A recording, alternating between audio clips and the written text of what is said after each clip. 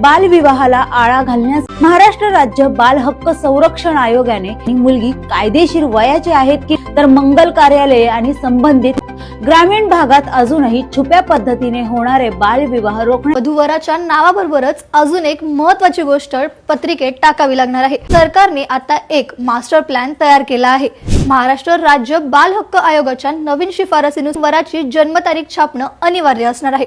फक्त तारीख छापून चालणार नाही, तर प्रिंटिंग प्रेस मालकांना पत्रिका छापण्यापूर्वी मुलगा आणि मुलगी यांच्या आधार कार्डाची लागू होणार असून यामुळे अल्पवयीन मुलींचे विवाह रोखणे पत्रिकेवर जन्मतारीख छापण्याच्या या निर्णयामुळे बालविवाह क्या हस्बैंड अपनी वाइफ का एक्स्ट्रा मैरिटल अफेयर साबित करने के लिए उसके व्हाट्सएप चैट्स को एज एविडेंस कोर्ट में यूज कर सकता है।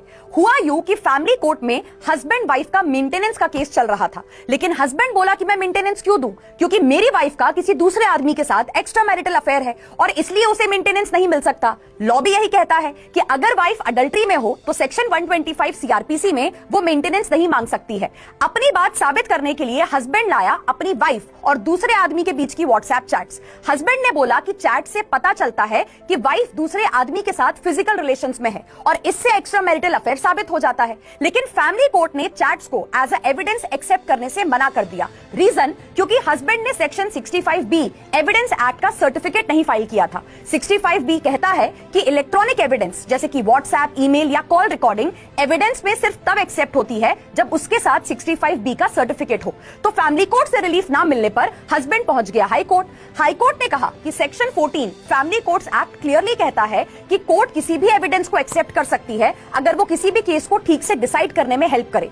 इसलिए हस्बैंड के व्हाट्सएप चैट्स वाले एविडेंस को रिजेक्ट कर देना सर्टिफिकेट ना होने की वजह से गलत था। फैमिली कोर्ट को बिना सर्टिफिकेट की टेक्निकलिटीज में गए हस्बैंड के अडल्ट्री के एलिगेशंस को सीरियसली लेना चाहिए था और उसे एग्जामिन करना चाहिए था। तो फैमिली कोर्ट के फैसले को गलत मानते हुए हाई कोर्ट ने केस वापस से उन्हें भेज दिया और ऑर्डर दिया कि कोर्ट दोबारा इस मामले में सुनवाई करे और पार्टीज को सारे एविडेंसेस प्रोड्यूस करने दे। मेंटेनेंस ऑर्डर पर एक बड़ी टिप्पणी करते हुए इलाहाबाद हाईकोर्ट ने कहा कि यदि कोई शिक्षित और कमाने में सक्षम पत्नी केवल पति पर आर्थिक बोझ डालने के उद्देश्य से काम करने से बचती है तो ऐसे में उसे हिंदू मैरिज एक्ट 1955 के सेक्शन 24 के तहत अंतरिम भरण पोषण से वंचित किया जा सकता है। हाईकोर्ट ने यह टिप्पणी एक स्त्री रोग विशेषज्ञ महिला की अपील को खारिज करते हुए कहा, जिसने फैमिली कोर्ट द्वारा अंतरिम भरण पोषण आवेदन खारिज किए जाने को चुनौती दी थी। फैमिली कोर्ट ने जहां महिला की धारा 24 के तहत याचिका खारिज कर दी थी, वहीं बच्चों के लिए धारा 26 के तहत मेंटेनेंस ग्रांट किया था। रिकॉर्ड के अनुसार महिला की वार्षिक आय लगभग 31 लाख रुपए से अधिक पाई गई।